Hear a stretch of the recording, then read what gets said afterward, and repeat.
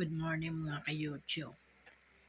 Ang oras po rito ngayon sa Taiwan ay ganito ako magsalita nga kasi wala pa ipin sa baba. 7:30 ng umaga. Kararating ko lang po sa akin galing trabaho, panggabi ang trabaho ko. At ako po ay nagluto ng aking almusal. Tingnan niyo po ang aking almusal.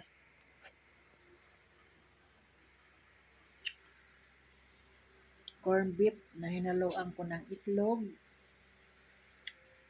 Tapos ang sarap-sarap ng kanin ang bigas ni Maida. And then with matching coffee ang Bear Brand. So delicious po.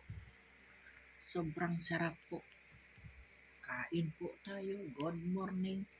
It's May 6 nga po ng umaga. At tayo po ay kakain ha. Bye-bye. Short video lang muna tayo kaya hindi pa tayo sa YouTube.